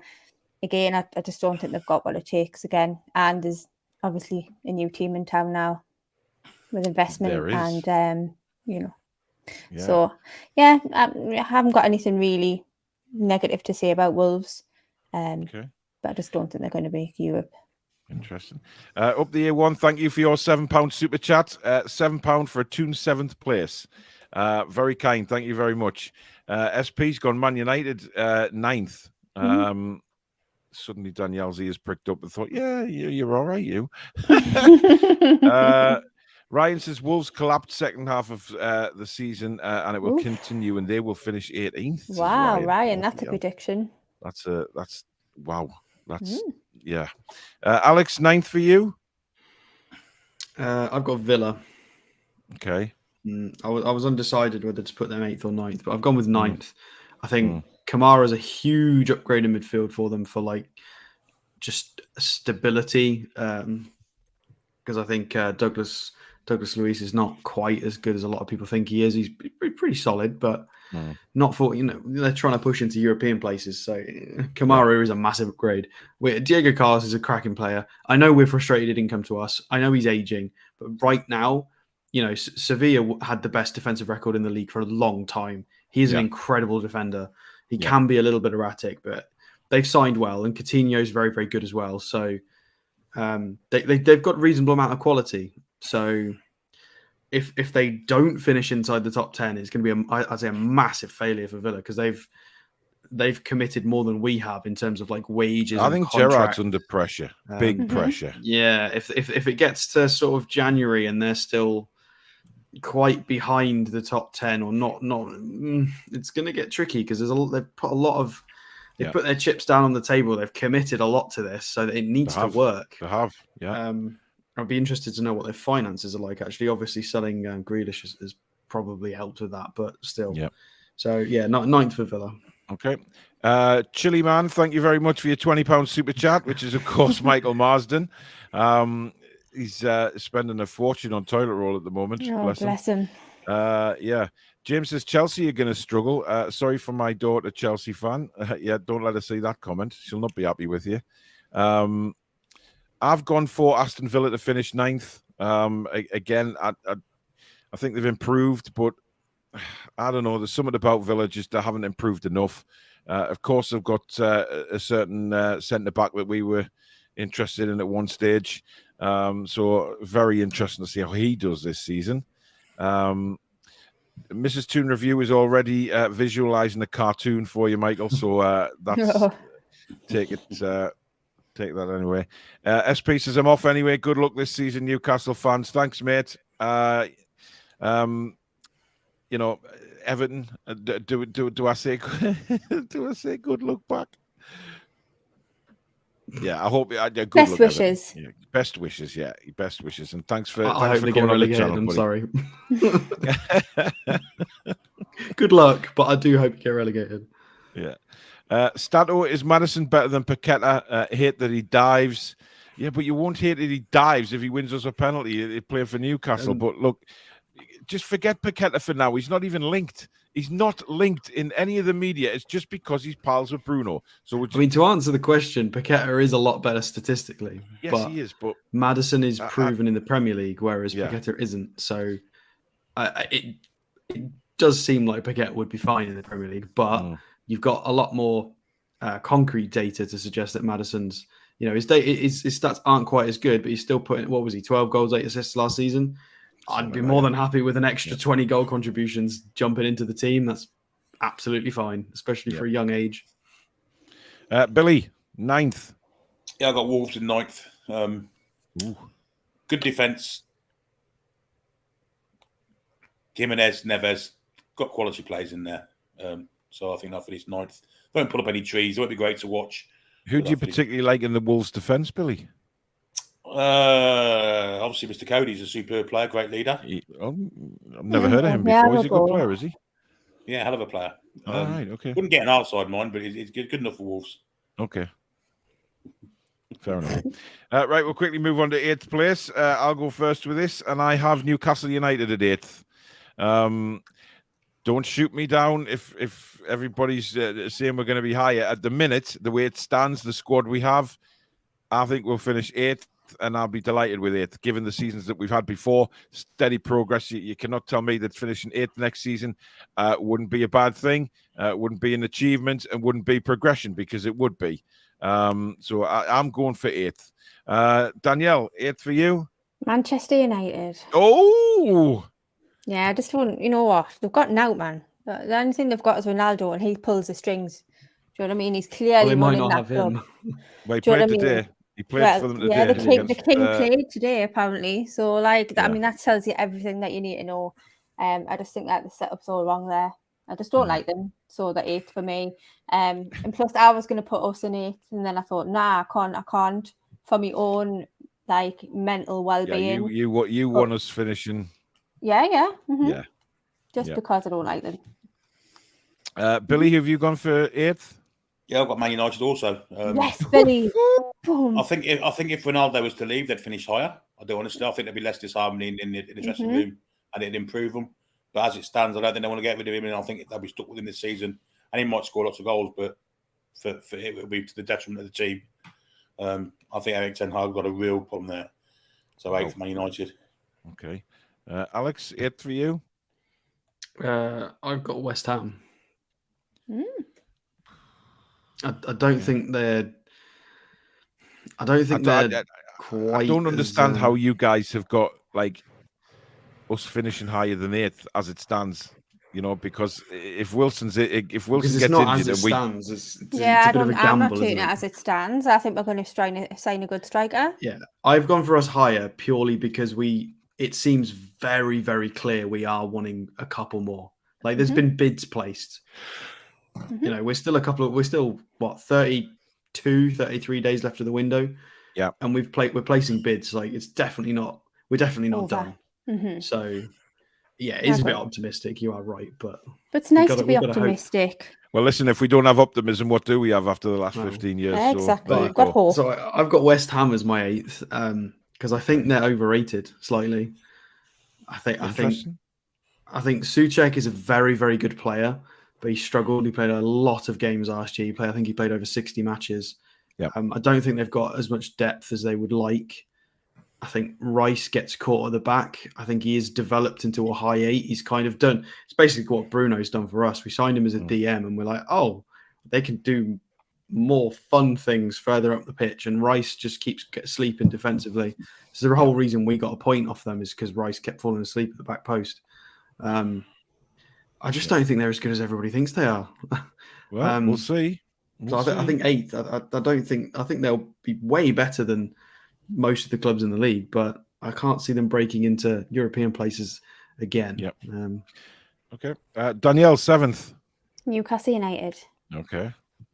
And I think, listen, I might be wrong, and and I want to say at this point that I'd be happy any improvement on the position we finished last season. So I'm not kind of going in thinking, we must get to Europe, we must get to 7th. That's not the case. I just think that we will sign a striker, and I think we will sign a winger. We might even sign a cheeky midfielder. Who knows? But I think the team, I mean, both teams that were played this weekend played well. So I'm full of optimism. I'm full of hope. You'll see that in the kind of previews. Honestly, I think we're going to have a great season. So I don't think 7th is unreasonable, but hopeful. Good. Billy? 7th, are we? Yeah. I've got West Ham in 7th. Okay. I think I've signed well. I think Scamacca will be a handful for lots of teams. Give Antonio a hand. He's been desperately needed for the past couple of years. And I think they'll be better for that. I think Bowen's great on the right-hand side. I quite like Fornals as well in the middle of the park. Yeah. So I think they're a bit dodgy at the back, but I think 7th will be their ceiling this year. Okay. Alex? I've got us at 7th. So Newcastle United in 7th. For similar reasons to what me and Daniel have already suggested, that I think we're good enough for top 10 right now. I think 7th with the current squad is a massive overachievement. I think it's 10th-ish.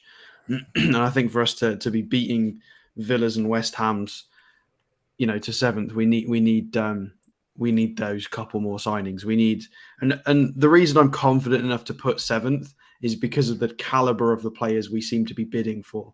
It seems pretty confirmed that we are discussing Werner, and it is definitely confirmed we've bid for Maddison.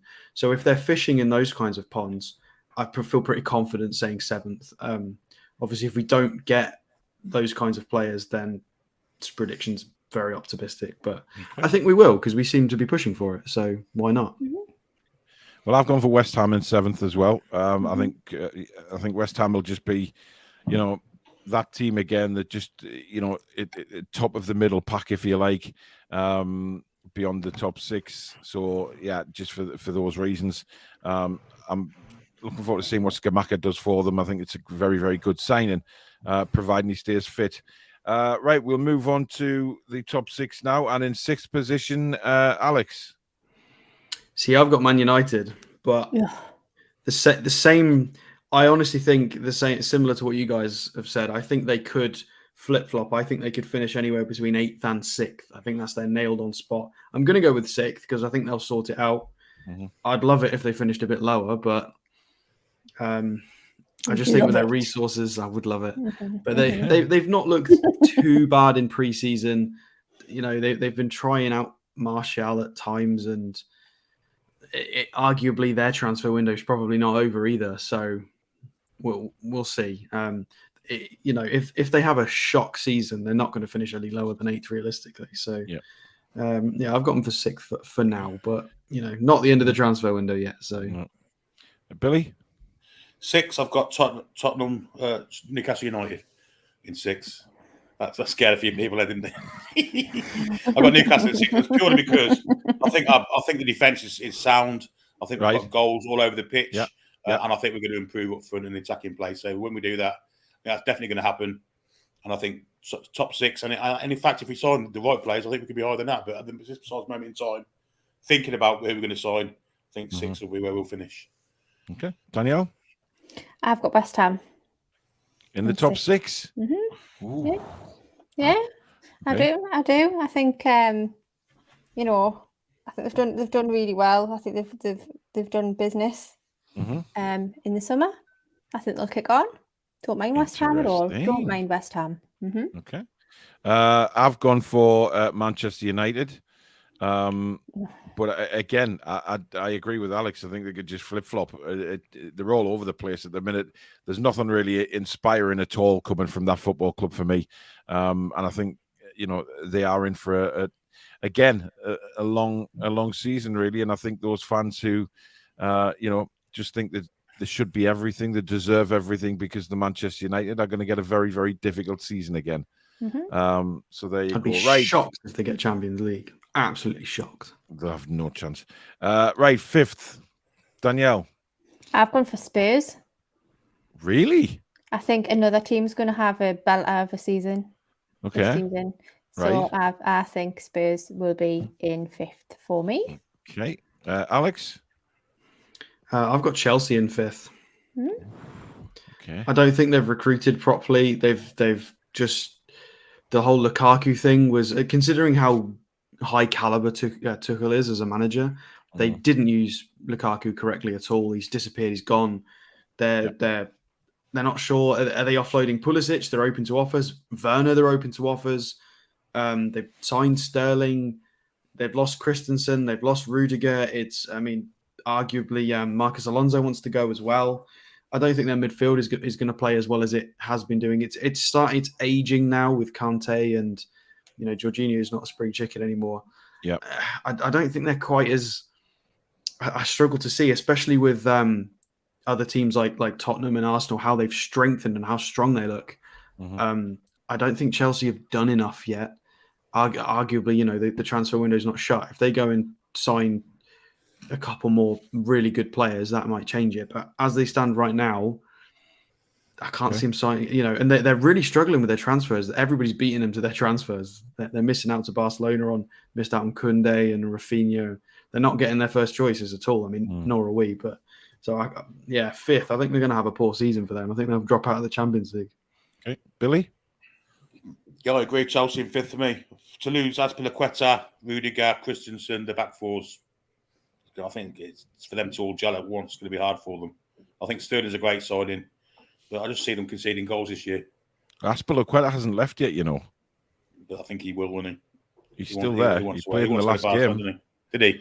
Well, look, even if he's a good age now, isn't he? So he's not exactly a spring chicken. So they keep putting him at fullback, and I don't know how long he's going to be able to do that for. Yeah, exactly. That's the tough position he's got. I've gone for Arsenal. I think Arsenal will have a good season again. Look, to be honest, I was wondering between fourth and fifth between Arsenal and Chelsea. So it could go either way for me. But I do believe Arsenal will have a better season than last year. I mean, Jesus looks like he started with a banger, a hat-trick in his last friendly game. So I think the Arsenal fans are very excited by what Jesus can bring. I think they'll finish fifth. Right, fourth, I've gone for Chelsea. Again, for the reasons I've just said, fourth and fifth were between Arsenal and Chelsea for me. Billy? I've gone for Arsenal. Okay. I think the signing of Jesus is inspired. I think he'll score a sack full of goals for them with their great attacking midfield also. Saka on the one side, Martinelli, Smith Rowe. I think I'll get plenty of service, and I think I'll finish fourth. Okay. Alex? I've got Spurs. I've got Tottenham finishing in fourth.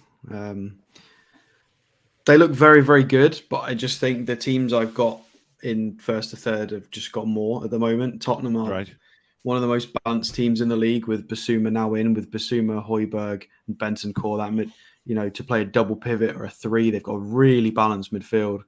The front line's good. They've added support to it. They've got Longley in on loan as well. Some of the Spurs, from what I've seen, a lot of the Spurs fans are crying out for another stronger centre-back, because they are relying on people like Dyer and stuff, who goes through phases of being really solid, but then goes through phases of being absolutely useless. So I think they'll be stronger than most of the league, but not enough to break into the top three. So I think they'll get fourth and still stay in the Champions League. And I'll be excited to see them in the Champions League because of Conte, because they're in the Champions League this year. So I think they could be a dark horse in the Champions League for getting into the knockout stages, maybe getting to a quarterfinal or something, and being really annoying to beat, because the squad and Conte is just pretty strong. Danielle? Fourth. Fourth, sorry. Yeah, I've gone for Chelsea. Yep, okay. I think, as much as I hate to say it, I think, towards the end of the season, we didn't know what was going to be happening with that club for other obvious reasons. But I think, they're just finding money from everywhere. They've took out a loan, it looks like, to get all of these players in that they're getting in. I think they'll do all right. I think definitely Champions League. Right. Third, Alex. So I've gone for Arsenal with this one. I think Arsenal have recruited outrageously well. I think Zinchenko is incredible.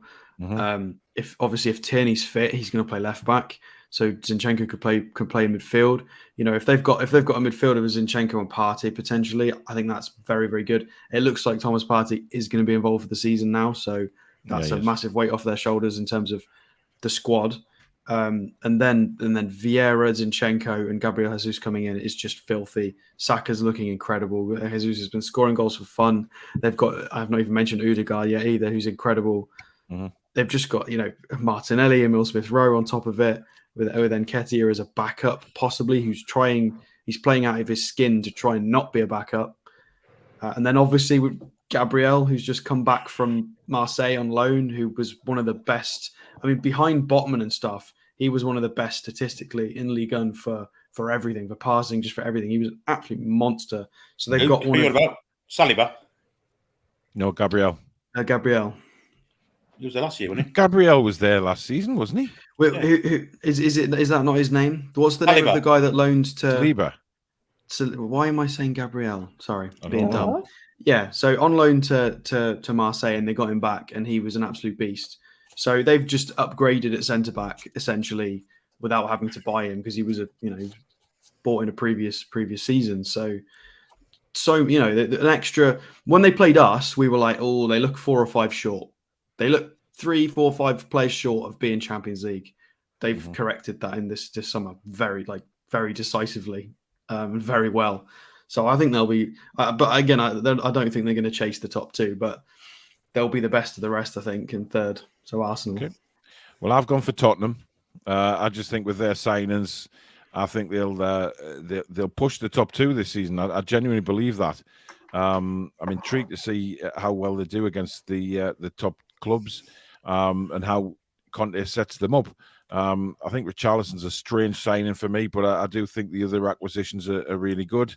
Richarlison may look a different player in Tottenham's team compared to what he was at Everton, but time will tell. Billy, third for you?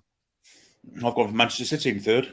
I think they're going to really regret selling Raheem Sterling. Wow. With Kevin De Bruyne's injury record, I don't see them getting the service through to Haaland that he'll require. And I think the Jack Grealish isn't going to work. And I have changed my mind on this over the past 48 hours. I watched him yesterday. Jack Grealish looked absolutely awful. Yeah, he did. No sign of getting any service. And I think he's been a terrible signing for him. I think that'll continue this season. So I think they'll struggle third place. Yeah, a lot of people have said that they might see City struggle a little bit with who they've brought in, but also who's gone. Some big players have gone. Danielle, third for you? Arsenal. I think they're going to have a really good season. I think last season they didn't start off very well, and then quickly regained form. I think they'll come out fighting from the first game. So I think they'll do really, really well this season. Yeah. Coolio. Right. Obviously, we're not going to go second. We are going to just announce our champions. So, Alex, who is going to win the Premier League in your opinion? I think it's going to be Manchester City. I do agree with about Grealish, and I completely agree that they will regret selling Sterling. I think he brings a lot to the team. Obviously, everybody just watches him miss open goals occasionally on Match of the Day or live for England, and they just go, "Oh, he's rubbish." He's not rubbish. The amount of the shot creating actions and the involvement, he brings so much to the team. But I think they're still outrageously good. I think De Bruyne has been unlucky with injuries. I'd be disappointed if he got injured again badly. I think he should be okay. Why would you be disappointed, Alex? I mean, he's one of those players that you just want to watch football. You want to watch him play football. Some of the passes are ridiculous. Yeah, I agree. I'm a football fan, and I agree with you. If Kevin De Bruyne stays fit for the full season, I'd have him much higher than third, but I just don't think he will. Yeah, I mean, mine is a gamble based on the opposite of yours. I'm gambling that he will. Yeah.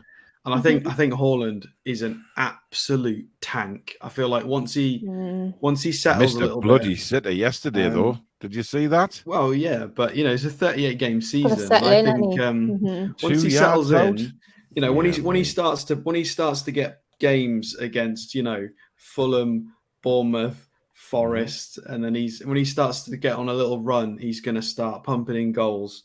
And I think he's easily going to be the top scorer in the league. I'll be very disappointed if he doesn't. He's got all the physicality to suggest he's going to win the Golden Boot, and I'll be gutted if he flops, because I'm very excited to see him. So City. So Alex has gone Man City, Liverpool.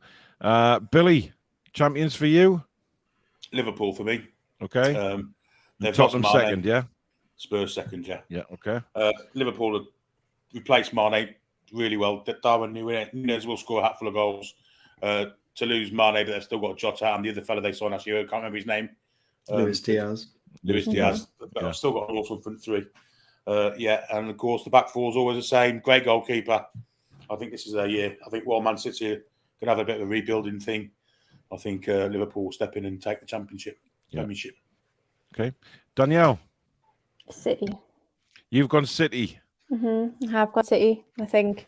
Well, I don't know, City man. Liverpool, yeah? Do you know what it is? They are just so good, and I just feel like even in games when they don't impress overly, they still manage to pull out a result. And I don't know, Haaland, man, he's gonna take over the league, in my opinion.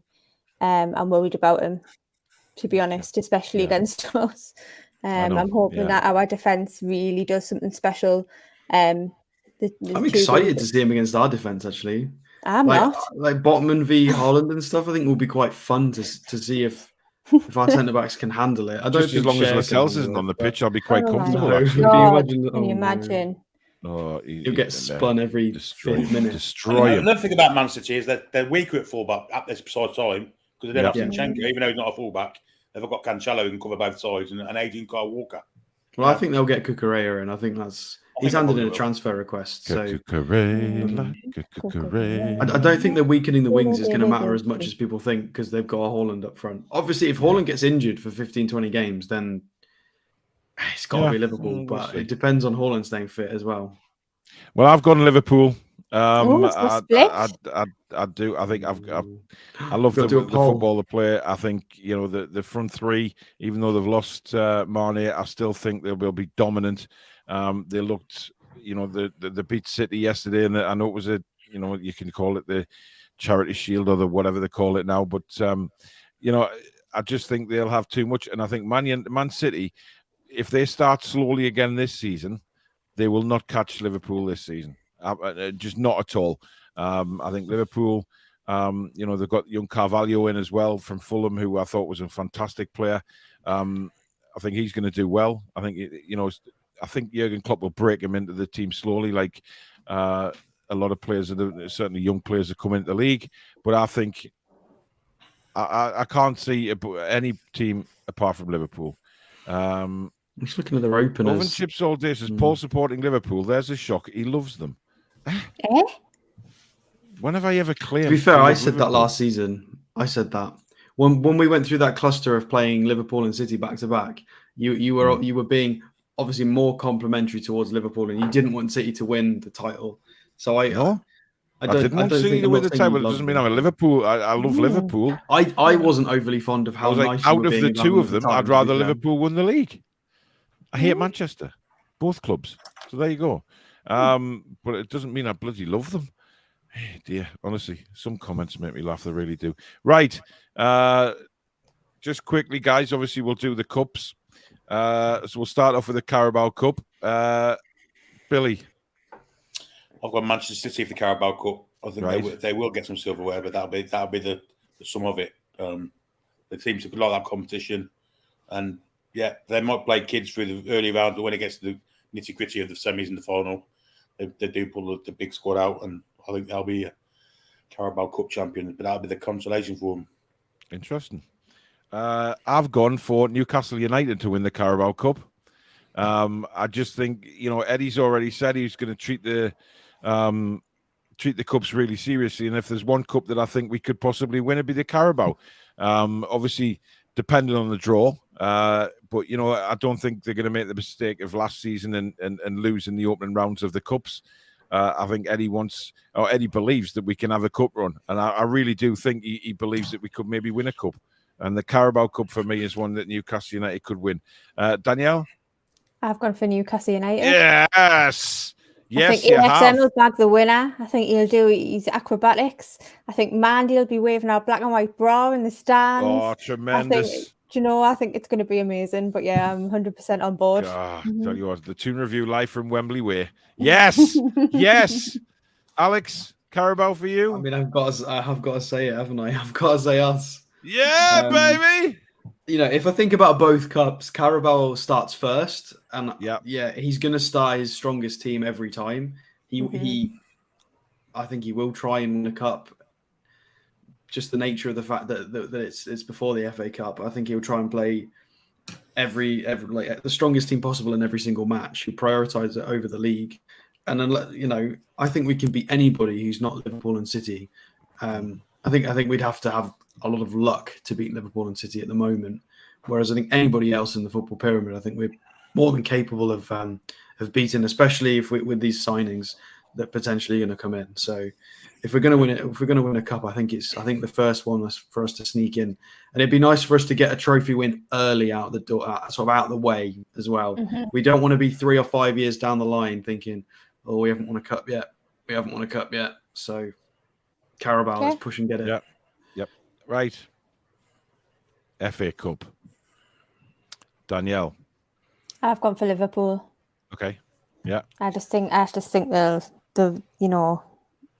out of the two, I think they'll want the FA Cup. I just think they're just a strong squad. I mean, what can you say about Liverpool? You know, half of this team here has gone for them to win the league. So I think they're, brilliant squad, brilliant team. I think they'll win the FA Cup. Can I just clarify? I don't like Manchester football clubs, not Manchester itself. I quite like Manchester, actually. Got a fantastic Christmas market, which I've been to a few times. And an airport, yes. But I do travel down to the airport, as we know, to the runway visitors park with my son. So I love Manchester, really. But I just don't like the football clubs. Not many people do, apart from Cockneys. Right, Alex, FA Cup winner for you? Tottenham. Right. I think Tottenham will get one. I think they've got a really, really strong squad. For the same reasons I said they're going to go far in the Champions League. I think Conte is an amazing manager. They did the double over City in the league last year. They're good in big games. Kane's good in big games. Well, for Tottenham, not for England, but I think they've improved. And I think I don't think we can beat Liverpool or City at the moment, but I think they can. I think they've got enough to beat a Liverpool and a City in knockout games and cup games. So I think Tottenham will sneak it. I think Tottenham will not necessarily sneak it. I think they'll do well. I think they'll win it nicely. Okay, Billy? Well, I've always thought the Carabao Cup was a bit of a tin pot trophy, so the FA Cup winners this year will be Newcastle United on the back of a January spending spree, possibly. Back of a January spending spree to bolster the squad that's going to be even further bolstered, hopefully, before the end of this window. January spending. I see us doing well in the FA Cup. I said that last year, didn't I, too? But that didn't go well, Billy. That came down with a bit of a... I like but this season, I fancy it. I do fancy it. The FA Cup is Newcastle United's cup, let's be honest. Before 1956, we were the highest winners. Yeah. And therefore, our 7th FA Cup will be coming to St James's Park. Well, again, in the words of Kevin Keegan, I would love it, but we'll just have to wait and see. Right, and finally, I'm going to drop this one on you because I didn't tell you, but first Premier League manager to be sacked. Frank Lampard. Okay. Alex? Oh, God. I've got to think about that. Oh, dear God. Billy? Yeah, I'll go with Frank Lampard too. Yeah, I'm going with Frank Lampard as well.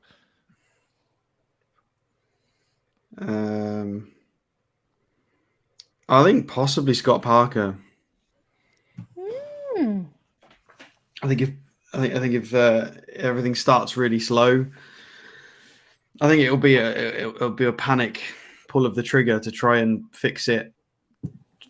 Change managers. I think that way about Everton. I think if Everton lose, if Everton have a bad start, they will pull the trigger straight away on Lampard. Oh yes. I think there were times last season where they could have pulled the trigger on him and they didn't. To be fair, though, because they were god awful. I think it was too late then, though, wasn't it? I think he made them worse for a little while. Which is a good thing because he'll make them worse again this season. Indeed. So there you go. Right, there you go, guys. That is the Premier League predictions. Thank you very much for all your predictions in the comments and joining the show in the comments as well. Thank you to all the super chatters. If you have enjoyed the show as well, please do hit that like button and let YouTube know that we are splendidiously delicious and move us up the search results. And of course, if you're new to the channel and you like what you see, as usual, hit that subscribe button, which is free to do so, and also the notification bell, which will notify you when we go live or we upload a video. And also you can, of course, become a member of the Toon Review. Lots of member giveaways. We have shortly 2 brand new Newcastle United shirts to give away. And of course, we will be giving the Man City ticket away, but that is a super chat competition. So that is it for tonight. Thank you 3 for joining us. Joining me, I should say, not us. There's nobody else in the room. I would be staggered if there was. So that, Just it's late. I'm tired. I'm done in. It's been a long weekend. Weekend. But I don't like those back-to-back games, by the way. It's quite tiring when you get home late on a Friday night, then you've got to get up and get to the games, and then try the drive as well. I got home at 11:30. Yeah, exactly. And then Billy's got to talk for like 3 hours at a time. Oh, it's just mind-numbingly crazy. But listen, thank you as well to the Mod Squad backstage, as usual. Wonderful job that they do with so many viewers. But we will be back tomorrow night, guys. So I'm not sure whether it'll be a transfer show or we're going to do a new show. I'm thinking of a new show simply called The Build Up, when we look forward to the weekend's games and we'll talk about them and stuff like that. But we'll see. Just keep an eye on YouTube, keep an eye on all the socials, and we'll let you know. But thank you very much for tonight, everybody, and enjoy the week ahead. Good night. Good night, How are the guys. lads?